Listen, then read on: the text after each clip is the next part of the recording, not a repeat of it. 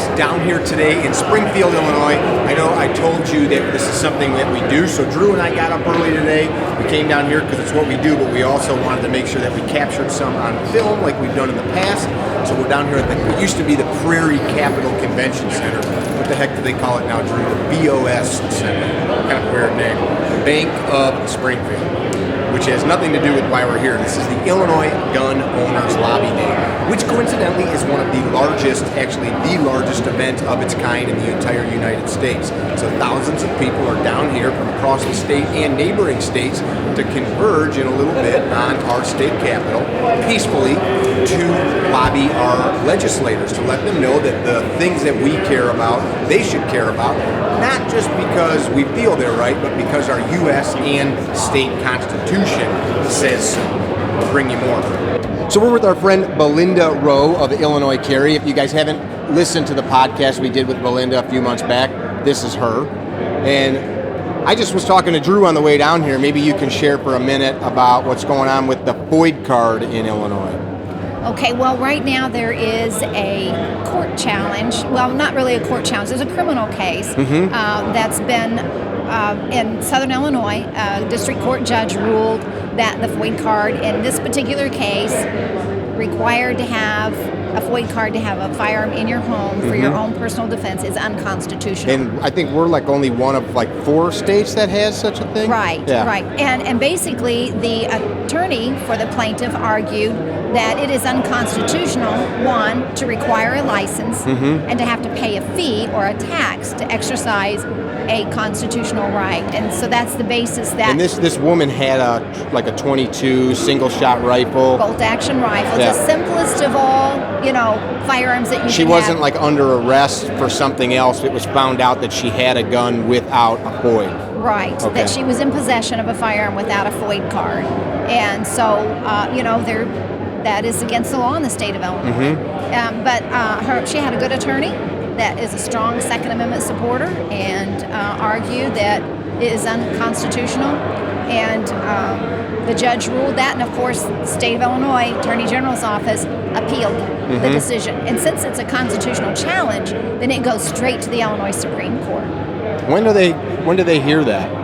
Well, it's not scheduled for a hearing yet. They're still in the process of filing briefs. Okay. And we'll probably go through the same procedure where the state Attorney General's office will always move to reconsider, move to motion to dismiss. We'll go through a lot of that stuff. So we're not really expecting it to be scheduled to be heard probably until later this year. Sure. Why I brought that up is talking to one of the other people. I don't want to say it was your husband. Might have been.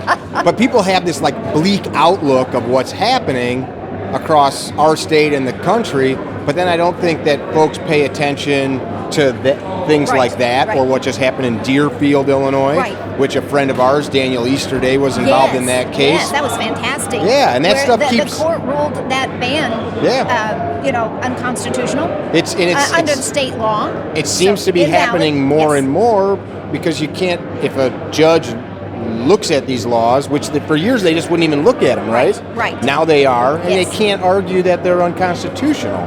Well, and what we've had, at Illinois Carry, and we've talked about this before, we fight this battle on 3 fronts. The legislative front, where we try to hold off these bills. Which is what we're doing here today, right? We've been able to have some, progress, success in that. But now we've got a supermajority in the House and Senate. We've got a governor who promised that there'd be no safe space for the NRA if he got elected. So we're under the gun, pun intended there. Can't pass that up. But here now, legislatively. But we also fight this fight on the electoral front, where we encourage people to vote for local, state, and national legislators that support the Second Amendment. But we also fight it, like you just said, on the judicial front. And that is our fail-safe. That's where we go when all the other avenues, fail us. Then we have to rely on the courts. And here in the last couple of weeks, we've had some pretty good wins. You talked about the Deerfield assault weapons ban, the ban on semi-automatic firearms, got shot down. The Illinois Supreme Court ruled that the ban on carrying a stun gun or a laser for personal defense was unconstitutional. And so you still have to have a FOID card currently until we get rid of the FOID card. You still have to have a FOID card to own one, but now you can carry it.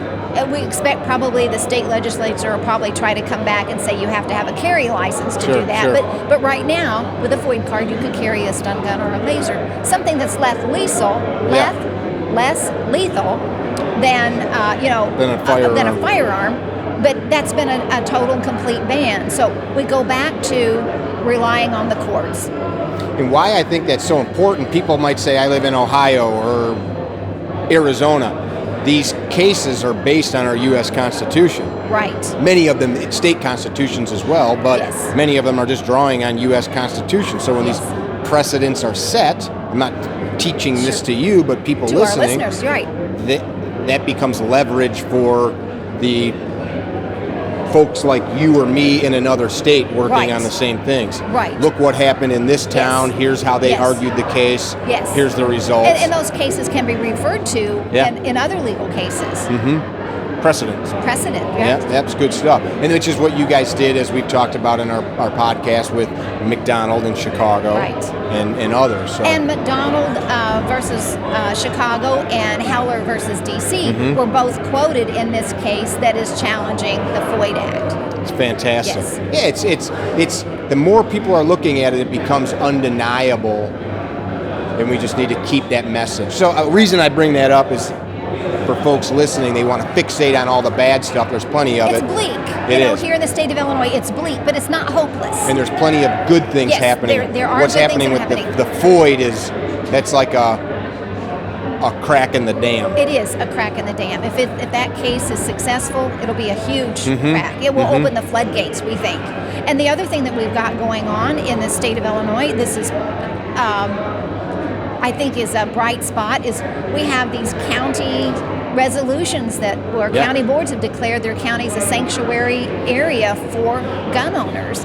And we have state's attorneys and we have law enforcement saying some of these things that they have coming down the pike, they're not going, they're going to use their prosecutorial discretion, and they're not going to prosecute otherwise law-abiding citizens for being in possession of something that all of a sudden these legislators decide they don't want us to have. So, big deal. And that's spreading from county to county, and we intend to take that battle to every county in the state. Our friend JJ. Yes. Yeah, that was JJ Winward. Yeah, he's been leading that. I just talked about that with him the other day. Yes. Good stuff. Yeah. Are you going to be speaking at all today? No, I've got other responsibilities that I'm going to be taking care of, but I am very encouraged already about the turnout that we're having this early already, this big of a crowd. I'm hoping it's a record crowd because we need to send a message to the legislators. When we march down Capitol Avenue, they need to look out those windows of the state capitol and think, oh, whoa, we didn't know we were going to get this kind of resistance. Yeah. Yes. Good stuff. Thank you. Yes. I appreciate it. And get a I will not comply button. Okay, I'll do that. Thank you. Okay, so we're out here with our friend Mike Weisman. Mike's on the board for Illinois State Rifle Association, a long-standing creator of the event here. What do you have to say to folks that are maybe from another state, maybe people that don't have the ability to make it to this event? This is one of the biggest events of its kind in the country. Certainly in terms of Illinois, in terms of people coming down to Springfield to lobby for their rights, this is the biggest event of its kind. And this year we expect a bigger crowd than last year. This is the largest indoor location in Springfield, and we fully expect to fill it. Awesome. Then we're going to march down to the state capitol, a short walk, and stand up for our Second Amendment rights. And then break out and individually meet with our representatives where we can. One of the interesting things about this event is we do a pretty good job of giving people, you see folks with the packets, they've actually got their reps' information, they know where to go find them in the vast capitol. So we're making it easy for them to get in touch with the reps. And we have guides stationed in the Capitol to help people find their representatives' offices where need be, or to help them locate their representatives on the internet. And you guys are also providing people talking points. right? Yes. That's like one of the main thrusts of the event here is we don't just send them there to go yell and pound their fist. We give them talking points and how-to, right? Absolutely. If a group or an organization wants to try to model what we're doing here, where's a good place to start? Start with finding out if any other local groups in their state does a lobby day. Okay. Yeah. And if not? And well, go visit somebody else and see how they do it. How do they lay out the program? We provide suggested points, good bills and bad bills on lobby cards to drop off with their legislators in case they're not in the office at that time. Like if they're in session or in committee, even the legislators that want to meet you can't do it because they're one reason we pick this day. We always pick a Wednesday because that's the day we can count on that the legislature is in session. Good stuff. Yeah, we don't want to meet when they're not here. So one of the drawbacks to them being here is they actually have legislators' business to take care of as well as meeting us. Some thinking. Yeah. I dig it. I know you've got a ton to do. I do. I'll talk to you later You're today. You're going to find all kinds of other people here that are going to talk to you, and everybody's got a different story. Be Thank well. you. So the main thing that we want to pass on is that these are normal people, average people, everyday people that are making a difference by actually applying action.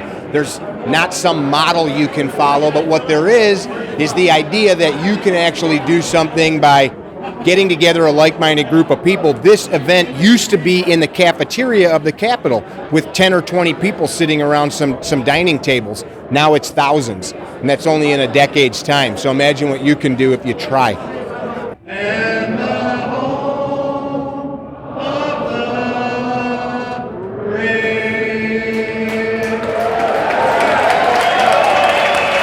The Illinois State Rifle Association, Second Amendment Foundation, Gun Saves Lives, and the NRA all went after the village of Deerfield, and we have a permanent restraining order as of last Friday.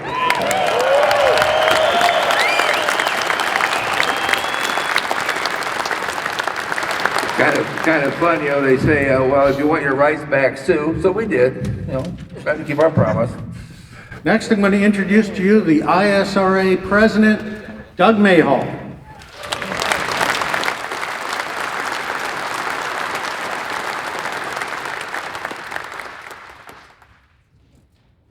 Well, I have a case of laryngitis now, so I won't give you a 3-hour speech. I'm thrilled to see so many civil rights activists out here. Owning guns is a civil right. I'm the Williamson County State's Attorney. That's down in Marion, Illinois, deep southern Illinois. Anybody from Williamson County here today? All right, good. Well, the reason I'm here is, as we've heard and as you all know, there's a lot of anti-gun legislation moving through the General Assembly. One bill in particular, Senate Bill 107, the so-called assault weapons ban that's making its way through the Senate. How do y'all feel about that? Well, I feel the same way, and I'll tell you what, I read that bill, and it was shocking.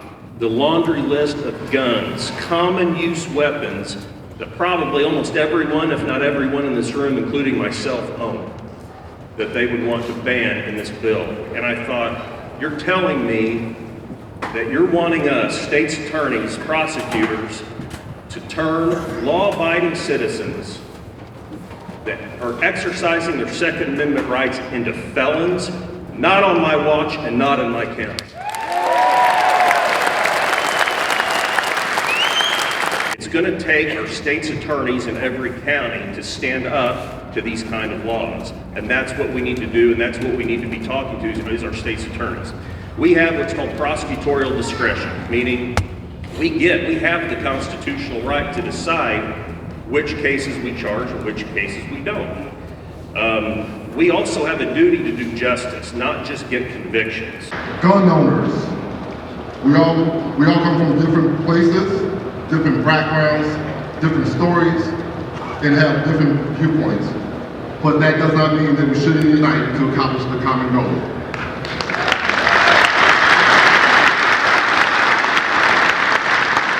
I have a message for gun control. Gun control, you are a liar, a thief, and a racist.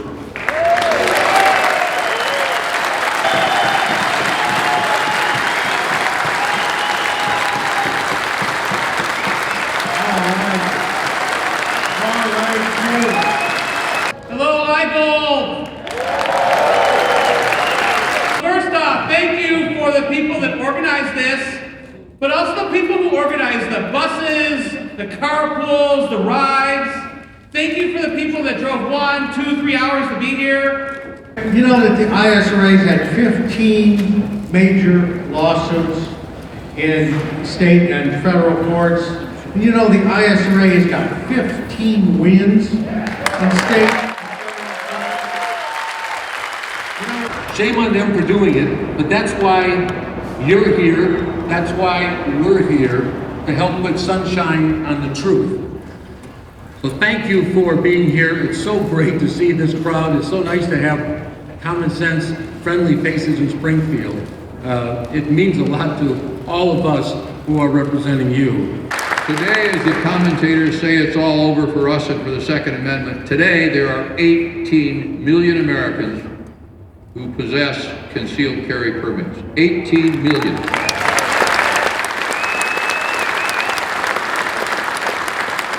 And that number does not really count people in the 20 or more states, I think 22 now, that allow what they call constitutional carry, which doesn't require a permit. The fact is that we won the preservation of our rights then, not because of me, not because of Wayne LaPierre, not because of Chris Cox, but because of you and people just like you all over the country who made it clear, as you're making it clear today, that you're not going to go away, that you're going to fight for your rights, and you're going to do what you need to do to either influence existing policymakers or change them at the next election. Because we have more friendly people who respect the rights of the American people. The real basis of the Second Amendment is self-defense, individual responsibility, the ability to defend yourself, your family, your community, and your nation. That's what the Second Amendment has always been about. This country that we live in is the only country in the world that recognizes the right of individuals to defend themselves and their families. In many countries, many Western European countries, if someone breaks into your home and you defend your family, you go to prison. The United Nations specifically rejects self-defense of yourself, your home, or your family as a reason to own a firearm.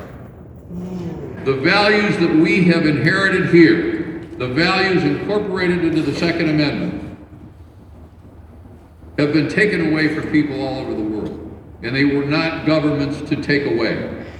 The language of the Second Amendment is very clear. It is written, when the founders wrote, the right to keep and bear arms shall not be infringed, that was a recognition of the fact that it wasn't something that a government could grant. It was something that was inherent in the human condition and had existed forever, the right to defend yourself.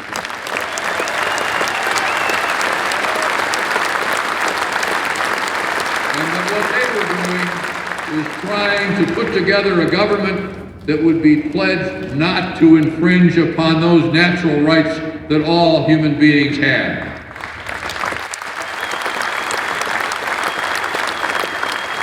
And yet around the world, despots and even well-meaning people who think that if they could snap their fingers and there'd be no weapons, countries would get along, rapes would end, robberies would end, muggings would end, we'd all live together in a new utopia, have been trying to take away that right because they see the right to self-defense as really the most dangerous right that they have to contend with. You here in Illinois, and I think of,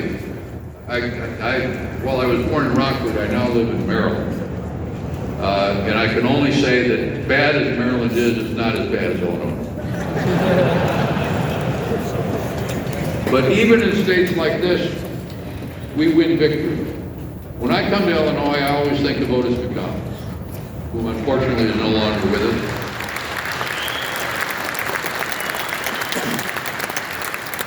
But his case, when it got to the Supreme Court, of course, turned on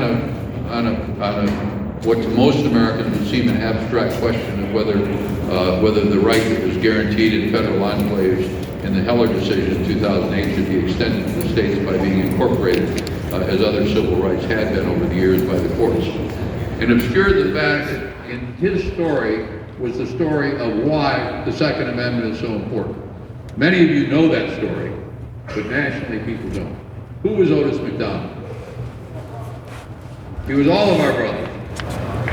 Otis McDonald was a man whose family came north. They were sharecroppers in the South who came north as minority populations moved up this way in the 30s and 40s. He went off to the war, served his country, didn't have a high school education at the time, came back to Chicago, bought a house in what was then a pretty decent neighborhood, raised a family, worked as a janitor in the public school system, eventually becoming the head of his local union in the public schools. And then one day he woke up, his family was grown, they were gone, and he wasn't in a nice neighborhood anymore. Gangbangers were dominating the streets, you couldn't get out, you couldn't sell those properties, and he was stuck there. And he decided he needed to protect himself. And the city of Chicago said, no, absolutely not. And Otis McDonald, like other individuals, like people here and people in other states, said, I'm not putting up with this, I'm going to court. And his case went to the Supreme Court, and he won.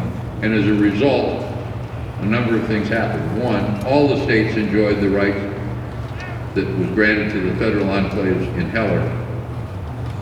And in this state, the mayor of Chicago said, well, this decision isn't going to matter because here we're not going to have people going out to buy guns.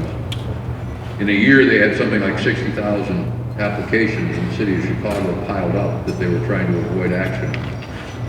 And the court ordered the mayor to reimburse the National Rifle Association to the tune of $1 million for the mayor's restraint.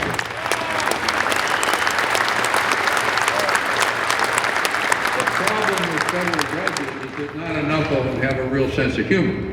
Because if that judge had had a sense of humor, he would have ordered Rahm Emanuel to personally deliver that check to the NRA in Fairfax, Virginia, but he got away with mailing it.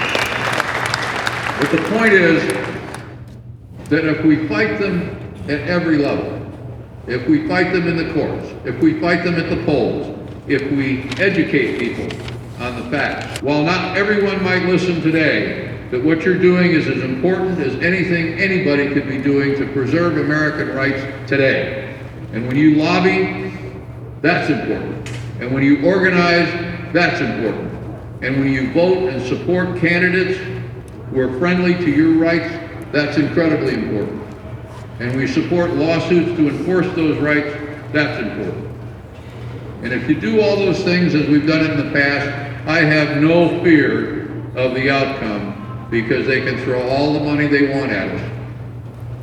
They can tell all the lies they want to tell. They can selectively, and they can select their own facts. You know, it was the former New York Senator Daniel Patrick Moynihan who said you can have your own opinion, but you don't have a right to your own facts. The facts are on our side. The history is on our side. A deep belief in the American system is embedded in the DNA of our fellow citizens. And if we're out there raising the questions, debating the facts, recruiting, organizing, and supporting people who agree with us, we cannot lose. Thank you very much.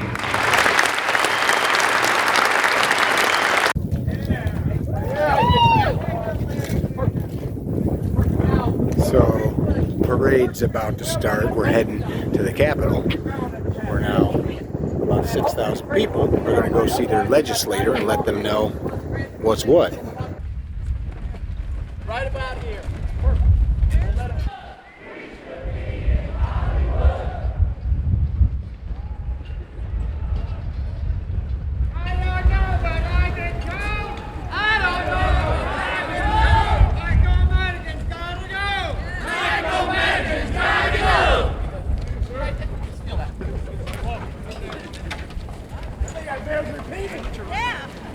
Bill and I got on his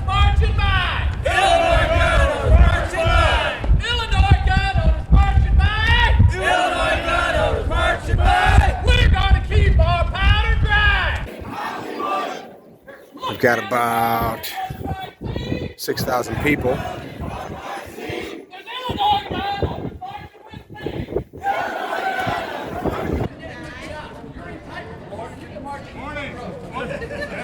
are we? Who are we? Who are we? Who are we? Don't you ever forget. Never. I do not say this and that. Illinois gun numbers are the best.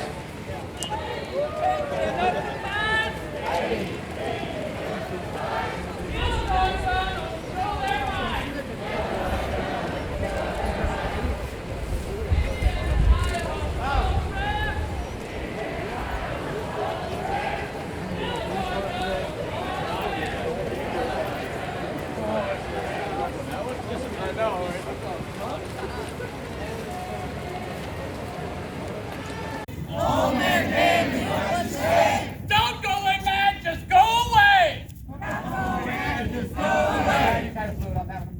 All right. We're out marching for our rights.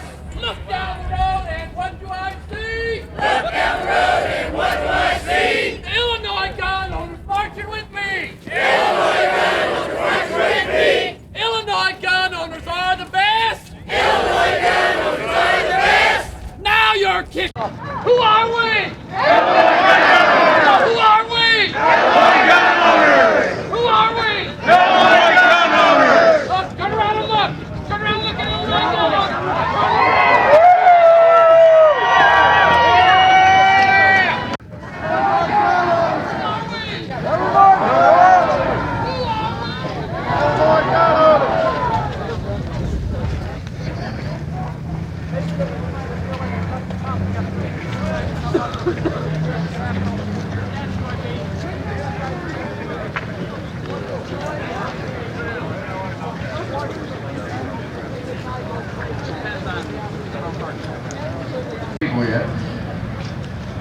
With flags, if you stand around behind, around a little bit, you're gonna have to spread out on the side, so we can't block the street too long, or they'll put us all in jail. It's gonna be crowded.